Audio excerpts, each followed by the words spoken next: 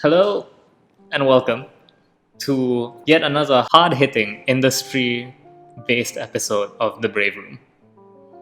With me today, we have noted industry person of industry opinions, Shanto. Say hello. Hey yo, hello. And before we get into this very heavy industry based episode, don't forget, if this episode hits 2,000 likes, I will be legally obligated to do something based from the comments. Leave a comment down below. Square brackets, serious suggestion. Serious, that's the keyword here, because we are talking about serious industry stuff on this podcast.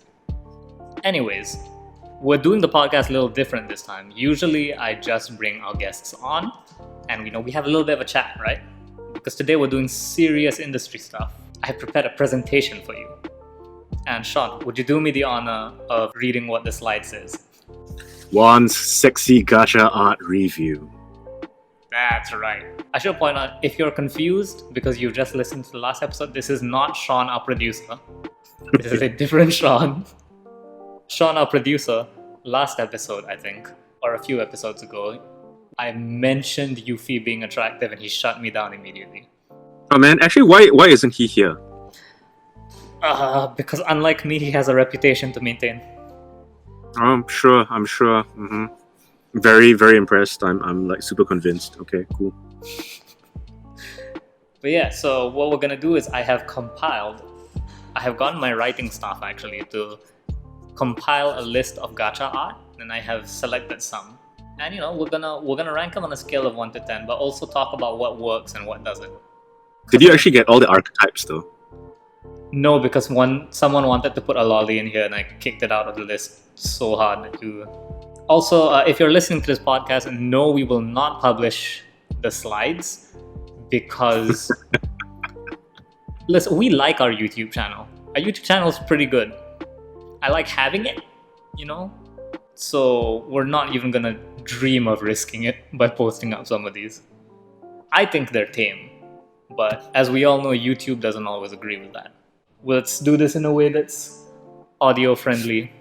But yeah, remember, it's not just about the score. We're going to talk about what works and what doesn't work here. So this first one, I don't recognize all the names, by the way. So you can help me if you do recognize them, because I think you play a lot more gacha games than I do, right, Sean? I actually don't really know whether that's actually true. I play a number of gacha games. I like Girls Frontline. I'm currently playing Genshin Impact. I played a little bit of Epic 7, but not much. Dragalia Lost is, I think, a little less common now than the rest, but played that for a long time.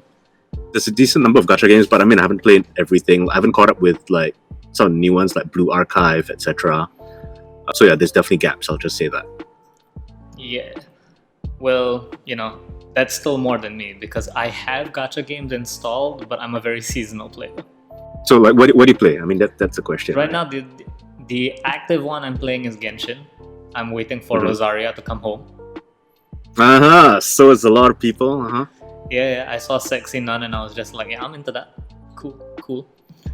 Did she get nerfed?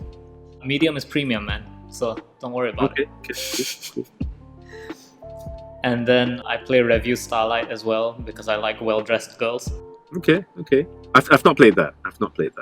It's Bushiroad, so Right. It's surprisingly tame, and then you encounter 1 or 2 card art that's like, whoa, someone was way too horny making this. Different artists? Yeah, I think so. Like, there's some that's just like, I cannot believe this card art is that horny. Anyways, this is the right energy to jump into this first one with, anyways. So, without further ado, let's get on with the review. Oh, hey, it's Azur Lane. Well done. Yeah, we had to start it off with Azur Lane. Azur Lane is the king of horny. Well, Azur Lane is known for its degeneracy in very specific ways. This is a good example of this. Exactly, that's why I put this here. Okay, for those of you who are wondering, if you want to search up along with us, this is the Luxurious Wheel St. Louis from Azur Lane. And I should say I only know this from cosplay, because I don't Azur Lane, but I follow a lot of cosplayers. And the moment this skin came out, everyone was doing a cosplay of her. Much sexy cosplay. So, walk us through this, Sean. What's going on in this card art? Okay, so you have the character sitting half in, half out of a car, a really nice car, and she's in a really nice dress, a really tiny dress. And let's just say, she has... Badonkers. So I mean, it's actually one of those you could call it like pushing luxurious. I mean, I wasn't gonna say that, but like you go to the Oscars, there are some like really mildly scandalous dresses. This would be in that realm, where you go like, girl, you're basically not wearing much at all or anything, and you're just like barely skirting like decency laws. Here's the thing, right? It's not the dress's fault. It's God's fault for giving her such, boing. Nope, it's definitely the dresser's fault too. Girl, wear a bra, please. If you look at this, right, I mean, there's a few things you could judge it or appreciate it on. I think I'd rather use the word appreciate here. Yeah. So I think you're both looking at the presentation of the art and the character in general. I'll be honest, so I don't know this character well. So it's quite funny you had a comment earlier about medium as premium. I think this one here is where I might agree with that sentiment. Definitely legs for days, but I think this is still along the line of scandalously eye-catching, but there's still some elegance going on. And for that, it's definitely still a pass, right? It's an outfit and a piece of art that's meant to get your attention, even given the context, right? So again, I talked about some of those tiny dresses that are almost showing everything that some actresses wear to the Oscars, right? In its own way, that's a sort of a power statement, right? Basically, I've got the goods and I'm going to flaunt it. Right, so I think given the context, right, this sort of works. I mean, it literally says party dress Azur Lane 2020, right? She's paired with a car. Car has sexy curves. She has sexy curves. It's got a great contrast in color as well. There's the black of the car against the paleness of her skin, against the sheer, I guess, white of her tiny dress, against the striking blue hair. And yeah, it's not. I think it's scandalous, but it's not obscene. So I think it fits the context. It's great. I wish I knew the character better. Again, for me, that's a consideration of, is it in character or not? Because for some characters, if it's out of character, it's just kind of weird. Yeah, definitely. I think the fact that it's Azur Lane means that's probably as much character as she has. I wouldn't necessarily say that. I mean, like, to be fair, I don't play Azur Lane as much. I mean, I didn't play Khan Kole as much either. I couldn't really get into the gameplay, but I think if it fits the character's motivations, like if a character is built to be flirtatious or ostentatious in her manner, and you put an outfit that accentuates that, then I think that adds to the fantasy and builds the character. If, on the other hand, you have a character who's totally out of character, then I think more like, we'll just leave that to the doujins, So Yeah, definitely. Dude, like, I watched freaking Kaguya-sama, right?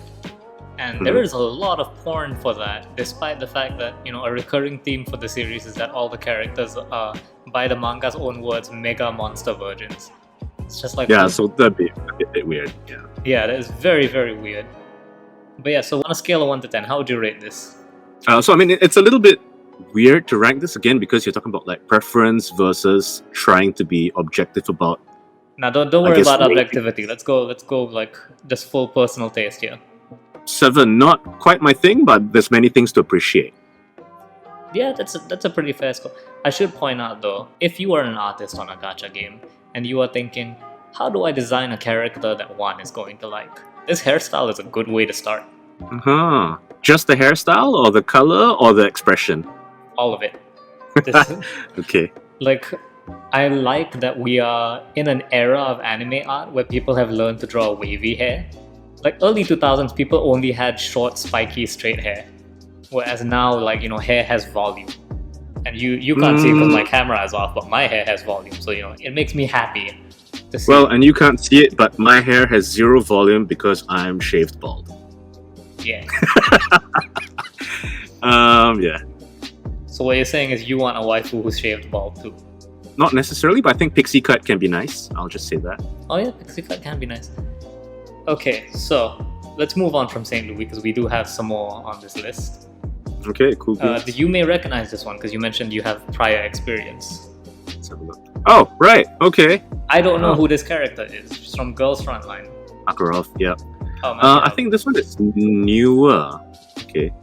So no, I don't know Makarov as well. She's not one of my favorites.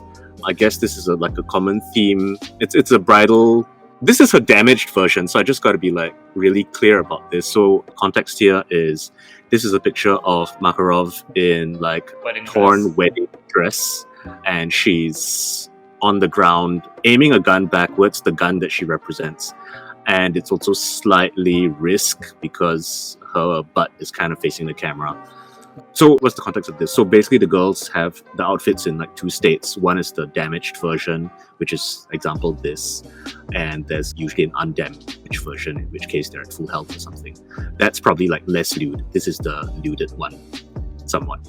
Yeah. That's the trend. So as a connoisseur of certain forms of artistic expression, I gotta point out like the amount of detail that's gone into this. Oh, it's good. It's good. Because like Good.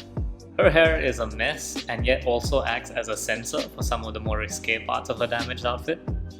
They've even drawn like the little bits of fat like bulging out of the holes. Yep, that's an important thing for that sort of, I guess, fetish, if you put it that way. So here's the thing, if we're going purely by personal taste, I would not rank this very high because wedding dresses are expensive. So seeing one all torn up and disheveled like this gives me a panic attack. But for some people, that'll be part of the fantasy, Oh right? yeah, definitely. Like if I'm being objective, then I would rank it high because if someone was into this, that'd be real high. But on the one scale, that's questionable. Well, I mean, I can definitely see the art having its appeal. She's not one of my fave waifus from this series or from the game. So I'll go down from the top, right? So like from the as a piece of art first, right? Bear in mind this is anime lewd waifus, and that's the context. You here. mean the highest I form think of this- art? I wouldn't go as far as to say that, but okay, sure. It's definitely a valid form of human expression. I'll say that. Mm-hmm. This is pretty good. So I mean, there's the foreshortening that needs to be done. There's actually quite a high level of technical skill for this. The color scheme is nice as well. I mean, you mentioned, hey, it's a wedding dress, etc. So it's mostly white. It's contrasting with some like peachy skin, and there's like sunflowers strewn around. So I think the whole, I guess, symbolism and sensual appeal of this piece is definitely there. Is it tasteless? No, I don't think so. I think this was actually, in the grand scheme of things, quite tastefully done, given the context for what it's in and it's about. I'd actually rank this like higher. To be fair, again, context is I don't know this specific character as well, but I mean, she's still got her weapon. That's the gun that she represents. And given the context of the artwork, this is the damaged version. I think the combination of artistic value, technical skill needed to draw this, catering to very specific fetishes, which is a definite thing in the waifu gacha industry and art form, I guess. And I guess overall presentation, this is a probably 8.5, man. Yeah, no, definitely. Just on like the technical skill, yeah. It's like I said, it's purely the one score of messed up wedding dresses give me a panic attack because I think about like, you can't return this anymore. I don't know, but for me, I did work in a couple of Japanese companies before. I won't go into like too much detail, right? But there's definitely a checklist somewhere of like genres, fetishes, and character archetypes that you go and tick off. This is nicely done, man. What was it? 8.5? Yeah. Yep, 8.5, solid 8.5. It would be higher if I actually liked the character. Fortunately, I don't. She was like kind of after my time. I didn't play Girls Frontline for that long until she came out, I think. Or this specific skin definitely is way after my playtime anyway. Yeah.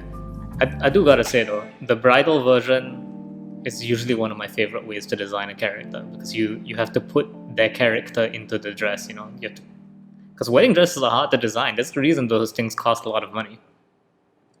They are. But I think for me, I would prefer, how to say, I mean, it's a nice look at a character, but I think for me, it's a little bit too far into the wish fulfillment fantasy. And I think you point out, it's a very specific fantasy. Yeah. I'm more, I guess, how to say, I want to see a different side of the character in like another part of their life. So alt skins, I think, are great, but like a specific wedding skin, especially for a character that I'm not super familiar with, lacks some of that powerful context, I think. Yeah, definitely. You definitely want to see your waifu in a wedding skin. Yeah, more or less. Okay, I may have to skip this one because I don't know who it is. I think that's from Arknights. It's definitely from Arknights because one of our writers is a huge fan of Arknights. I think. Yep. And again, I didn't play Arknights that long to recognize. Wait. No, she did. No, she's not a healer. I have to say, I like the art style though. Like this would have been an easy, without context, 8.5. Badass. The art style is nice. There's some ink painterly stuff going on. Yeah, Arknight's art is amazing. It is. It's one of those things where I wish I could get into it, but I do not have any more time for gacha games. I have a colleague who's still like playing that religiously. But for me, I think it was a bit too much. How to say, like action, like active commitment. Most of my like mobile games, I kind of like require an idle or like easy to farm mode. Yeah, no, definitely. I have a whole rant about how that's part of my problem with Genshin is that it's a little too involved. I honestly play Genshin as a PC game, so yeah. Yeah, but the problem is it still wants you to do mobile game crap, like, spend your resin every day. Speaking of Genshin anyways, here's a special slide, because I couldn't decide on what. Hey! Whoa, 3 waifus for the price of 1. Okay, great. So this is easy to identify. I mean, their names are basically up there, but I mean, it's super current anyway. So we've got Ganyu, we've got Mona, and we've got Keqing. Yes. What do you want me to say about 3 different waifus from the same game? I mean, even their appeal is different. Actually, no, they have one very specific appeal, which is if you are a tights fetishist, which someone on this podcast might be. That's not my thing. Generally, I'm an appreciative, but sure. I mean, Ganyu is actually basically wearing, if you look at it, bodysuit. It's not just tights, man. Mona is basically like a swimsuit and tights, and Keqing's the only one who's probably wearing like proper tights with an outfit that kind of works. I think the appeal for the 3 characters, it might have been better actually if you just stuck with one. Because I mean, yeah, to me, I think the appeal for the 3 characters is quite different, again, character-wise, and I think that matters to the audience. It's not just the base art itself. So Keqing is headstrong and a bit domineering. She's got a tsundere thing going on. She's purple Asuka. She's Asuka from Evangelion, but purple. Purple lightning Asuka, right? With a bit more of an administrative bent. Yeah. Mona is your like, I'm actually good at my job, but I'm hopeless at everything else. And I need money, and I'm poor. And there's definitely a whole bunch of doujin revolving around that. Ganyu is your capable but meek and secretly super powerful, obviously half Cilin, probably immortal girl. So yeah, she's kind of like the opposite of the other 2. It's more like she's actually really strong on the inside, but she's weak on the outside and appears to have some self-esteem issues, which adds an air of vulnerability. If you look at the art, so I mean, let's just talk about the art here, right? So I think one of the great things about Genshin's art is that on the surface, right, it doesn't look lewd. But if you look at it like really closely, and I find it interesting that you only have the characters' fronts here, you did not show the back. Oh yeah. A lot of the characters' art, if you look at it, like, spend a few seconds just staring a little bit more, right, you realize actually a lot of the outfits are actually kind of super lewd. So again, Ganyu is a prime example. It's like, oh, okay, cool, yeah, she's this like... She's wearing the porno Cheongsam. Yeah, it's like a mini qipao with like, it's not even like thigh high at this point. It's like, this thing is up to my waist high. Yeah, right. backless at that. And then she's basically wearing a bodysuit, and the chest area is the bodysuit. So it's not even like she's not even wearing a full qipao. It's like the chest area gives way to the bodysuit. Yeah, there's like a couple of like fetish keywords that have been thrown into the character design mix right there. But I think it's tastefully done, and I think that's the key here. You don't look at it at first and you see a lot of exposed skin, which, for example, I mean, so like if you look at the pictures, and unfortunately we can't show it, it would have been useful to show that, right? But the St. Louis and the Makarov picture, they're obvious titillations, right? Yeah. They are designed to be explicitly sexy. The Genshin characters are not designed so, but there's a layer of that behind it. And again, if you look at like Mona's outfit, there's enough props, there's enough like literally whistles and bells or whatever jingly bits Yeah. that she has on her cloak and outfit that you kind of go, okay, great. She's still sort of like a sexy witch archetype, but she's not half naked until you look a little bit closer and you go like, the outline of her butt is entirely obvious. Her whole ass is out. We're not mincing words here. Yeah. Right. So I mean, a whole bunch of YouTubers. I mean, it's really easy to just go online. They play Mona and go like, "Damn, playing this character is distracting." Right. But I think that's the beauty of again Genshin's art. Right. They've managed to do it in a way that I think requires a second look or some actual playthrough, and they go like, "Hey, that's actually really nude," but they're not showing as much skin as they could have. So I think to me, and yes, we're on the topic of like sexy gacha art, right? And obviously some level of lewdness, but I think to me, Genshin does it with some class, and that's appreciated. Kurtzing out of the three here actually has the most probably like realistic outfit, if you think about it. Yeah, I really like her outfit also because I think she's one of the only Liyue characters who's not explicitly dressed in something based off traditional Chinese wear. It suits her character. Like, Yeah. I mean, she wants to get stuff done, etc., etc. So she's not showing as much skin. Also, one thing I have to point out, and whoever designed Keqing, please, I love you for this, is those like pseudo cat ears that she seems to have. Yes, it's actually a hairstyle. It's great. Yeah, I didn't realize this was a thing until I watched Assault Lily. Mm-hmm. And because Assault Lily has another character with the same thing going on, and I was like, oh my god, it kind of looks like cat ears. It's amazing. And that character is not on this list because she's not in the Assault Lily gacha game. Cowardice. Alas. But yeah, no, Ganyu, if you notice, she has the one approved hairstyle. The blue fluffy hair. Right, okay. I think the easiest comparison I can make for Ganyu is Narmaya from Grand Blue. Like, they feel like the same template of character. I have to ask, why did you not add Ningguang? I wanted to, but I was gonna make a whole bit about the tights thing, and then you shot me down like immediately. And so, Oh man, Ningguang was on the list. Ningguang is great. Ningguang is okay. I'm gonna shit on my friend real quick here because he is convinced that Ningguang is wearing tights of some sort, and I'm like, no, that lady's whole leg is out. Yeah, her whole leg is out. But I think again that fits her character. Like, she's powerful and she knows it. Yeah, she's literally the dragon lady archetype. Yeah, so hey man, she can wear whatever she wants and she knows, like, it's like she's flaunting it basically. Yeah. Also, I love the fact that she plays with her pipe in her hands. That, like, I used to study animation, so I love nerding out about like little character animation moments. And her the animation is amazing. Yeah, her like playing with the pipe in her hands is just such a boss lady move, and I love it. It is. I kind of wish she used it for her ult. That would have been cool. But yes, that's the mandatory Genshin slide. Easy 9 out of 9.5 maybe even. So what? I don't remember what the next slide is. I think this is the final exam. Hold on. Yeah, it's the final exam. Okay. So this is June from Princess Connect. Listeners may remember that she was my best girl when I decided to dive through the Princess Connect wiki. So what are your thoughts on this? Very, very different from the previous pieces of art.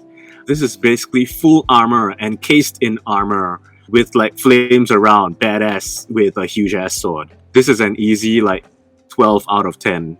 Congratulations. I will ask Sean to mail over your certification of not a coward because this is great. This is great. And this is your reward for seeing what her main art looks like. This is what she looks like without it. Hey, that's great too. That's just like the Samus reveal, sort of. I don't really like the beach outfit. Okay, well, the beach outfit is obviously pandering. The normal outfit looks badass. She's wearing a jacket, a black leather jacket, over like a white band t-shirt. Yeah, it looks like some shitty band t-shirt. With black jeans and a couple of chains. Not ostentatious, it's more like wallet chains, etc. Her hair is not even shoulder length. What would you call this? It's not really a bob cut. It's like a casual. I have no idea. I don't know girl hairstyles. Damn, I mean, I'm friends with that hairstyle. It looks good and it's convenient, especially for like hotter weather. So yeah, I mean, she's still dressed, I think, comfortably. That fits the character, and she can probably still kick your ass in this outfit. So yeah, great. Yeah, I mean, it's a plus and a plus. The beach outfit is definitely like someone's fantasy fetish thing going on. Basically, it's like bikini armor, quite literally. Yeah, okay, look, if you're wearing a swimsuit and you have to wear one piece of armor, don't wear it on the legs. You can't swim with that shit's too heavy. Yeah. But I don't know, I'm looking at context, like that's obviously like, I mean, they're all fantasy games, right? But this is a fantasy, so talk about like the badass character in normal wear versus like pimped out magical armor wear. Yeah, the previous two make sense. Even though this was my pick, I had to ask my co-host Kit to put the stuff in the Google Doc for me. And originally she put the bikini one, and I was like, how dare you get her in a suit of armor stat. I should point out she's voiced by Saber's voice actor. No, I'm not surprised. I was gonna say FGO, but any Fate Stay anything here, I'm surprised. Yeah, I'm kind of surprised too. No one put it in the doc, and I was just like, maybe Fate's a bit too low a bar to go for, because you're literally taking characters from the world's most profitable ecchi game. It is, but I think again the presentation, depending on, I mean, yes, it started as an ecchi game, right? But I think it's grown into so much more as well. And if you look at the general presentations of Saber that are not in Dojin, yeah, she's generally portrayed in her armor or like some casual wear that kind of makes sense, or on her bike in a suit. Oh my god, that is the best. That is the best Artoria, like Right. by a country mile. Yeah, so I think for me, what sells the sexiness of a character is not necessarily just, hello, hi, there's butts and boobs. That's fine. I mean, it's not unappreciated, but I think in the end, I mean, it comes down again to, I guess, why we play games or why we watch anime or whatever, right? We're kind of looking for an escape. Maybe we're looking for inspiration. And it's not necessarily whether the characters are showing skin or not, but again, literally what their characters are about, their role in the story, what they're like, their personality, and they become fan favorites obviously because of their character and personality qualities. The looks definitely play a part, right? But I think to me that's only part of the equation. Yeah, you get the first flash is the character design, right? Like, Yep. oh Yep. sweet, knight. And then you need the personality to hook you in. Yep. Because especially with gacha games, because you're going through like 20 of those in a day. Definitely. So I think for me, I don't play Honkai as much. Can I talk about spoilers here? Go ahead. I mean, the game is out for like aeons, right? So it's an event that happened in like 2019, I believe. So you have like this mentor figure called Himeko. Oh yeah. Himeko Murata. Yep. So she's basically like the major to the girls, and the archetype's cool and all, but like she's definitely not the main character, right? But some events happen in the game, and let's just say she ends up like, spoiler here in case anybody wants to like go play Honkai. This is your warning. Yeah, this is your warning. Anyway, she basically sacrifices herself to protect her students, and to me that moment, and it's been consistent all of us, she didn't suddenly change her mind or whatever, she always has been protective, but when she made that last stand moment and you're just like, wait, what? No, I think that shot up the character appeal like miles up, and I just like best character ever.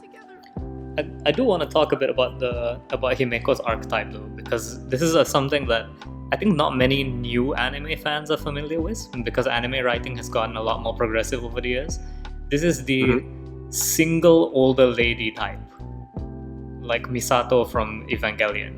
Yep, I'd say they still exist though. Ningguang is a walking example. No, because they're portrayed in a bad light for this. It's like the go home beer can stacked on the wall. And... Oh, wait. We have an even more obvious example is Beto. Oh, yeah. Well, okay, because I don't have Beto, so I don't know her. True. Wield a huge greatsword, has an eye patch. Yeah. Beto is like a way more positive version of this. I'm talking just like the main character, like the trope is always the main character doesn't find them hot, but everyone else does. And it's like, no, she's a slob. Like, no, Misato throws beer cans at me. I think I like that, and it's funny that you bring that up because from Neon Genesis Evangelion, my original favorite character was Misato. I mean, this goes into a broader talk. I mean, yes, the last Eva movie is out, and we're all waiting for it, right? But I think the characters in Evangelion across the board work precisely because of how flawed they are, and again, how in a strange way human they are, and they're relatable. So again, it's not just about like sexy appeal, because I mean, if you look at all the Eva characters, the ladies especially, they all have legs for days. And impossibly tiny Right. waists. Yeah, and in like skin tight bodysuits, generally speaking, right? Yep. Misato has her almost criminally short skirt, but Mhm. it's not even necessarily about that. What really sells the characters are their personalities. Later on, and again, spoilers if you like wanna like watch Eva, and if you You've haven't, had then 20 where years you- to watch Eva. Come on, let's. right? So Asuka is kind of known for last stand moments, depending on which Yeah, I was just series. thinking to myself, she never catches a break. Yeah, poor girl doesn't, right? But I think what I've always liked about her, as an example, is literally her fighting spirit. Yes, she's physically attractive, but what really sells is that absolute determination and beast mode. Yeah, so like, even though what they try to sell you is, look, Asuka in skin tight suit, the most like iconic frame of Asuka in my head is always her hand over one eye, clawing out. Yes. Yeah, with the angry snarl and scream. Yeah. That one. So I mean, yeah, that's what the fans recognize, right? And again, tying back to Himeko, right? Yeah, the character was okay, right? Until like she had certain actions and you went like, holy shit, did she actually just do that? And then respect shoots up. And I think that's an interesting thing, because if you talk about the characters and admiration, all of that, and again how it relates back to like normal human relationships, not looking at sexy gacha art, etc. I Mhm. think it's hard to love someone without respecting them. So you kind of need to, when you have that respect and identification of the characters, that's when the true liking of the characters begins. Yeah, that's when the appreciation begins. Yeah, so that's kind of it for me, and that's a huge part of, I guess, the characters that we come across in any of the games. You can find a character that looks, how to say, great or fits your fancy, but again, if we look at, say, archetypes or maybe even fetishes, etc., they hint at things that we want and that we yearn for with respect to our real lives, I suspect. Yeah, definitely. So my favorite Honkai character, since we're talking about Honkai now, is Rita, actually. Ah. So at first I'm just like, haha, sexy maid with scythe. But she's in general, I just really like the way she talks. Because if you have her on her home screen, the way she comments on things is very, very like sweet. Ah, interesting. So I was studying in the UK last year. I was walking to class, and it was the first day of autumn. I opened my phone, and she says something just like, "Oh, aren't the leaves nice today because it's autumn," or something like that. And it's just a very like casual. It's not casual, but it's a very accommodating way of speaking, I think. Ah. Actually, I mean, that's interesting you point that out, because I think that is key to the appeal, right? Like, if we were to speak very bluntly here. So I'm going to assume that all of our, I guess, listeners and ourselves have lives outside of gacha games. Hopefully you do, right? Yeah, I hope so too. Right. But I think, again, the appeal of these things is sort of like a pseudo... I mean, the caller relationship is strong, but again, you tend to have a correlation between the things you like in real life people that you admire, and I think some of the fantasized characters that we have, they're basically an idealization of sorts. I know this is going a bit out of it, right? But do you watch HoloLive? Yeah, Who do you follow? all too many of them actually. But yeah, I get what you're trying to say. The parasocial relationship is there. That's the word. That's a great word for it. Yeah, parasocial, right? So I think for me, if I were to look at, and again, they have different appeal, right?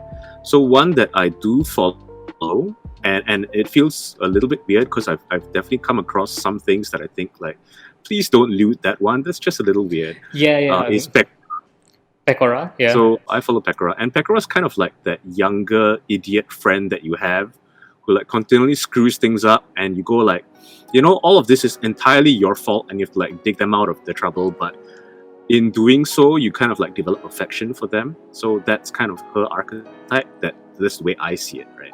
Yeah. I think even the appeal of the character for that specifically is not sexy, but more like, oh, okay, like idiot younger friend. Yeah, which is weird because she's actually got one of the horniest Hololive designs because she's literally wearing a bunny suit and a coat. Yeah, And- if you think about it, right? If you think about it. But yeah. Yeah, I've seen some cosplayers do like lewd cosplays of her, and I'm just like, no. No, please don't leave that one. That's kind of weird. I mean, obviously, I'm not telling cosplayers what to do. You guys do whatever you want, but it's, yeah. I don't pay your bills. Yeah, definitely. Yeah, whereas like some are kind of like a bit more. Yeah, okay, I'm cool with that. So like Kiryu, Kiryu Coco, Coco. yeah. I feel like Coco is almost like it's one of those. I put Coco in the same category as Pecora, where it's almost just like if you look at Coco and all you see are the boobs and ass, and not like the massive comedic genius. Yeah, you're kind of missing out. Yeah. Although I think she does play with her sexuality a bit more, definitely. Oh, definitely.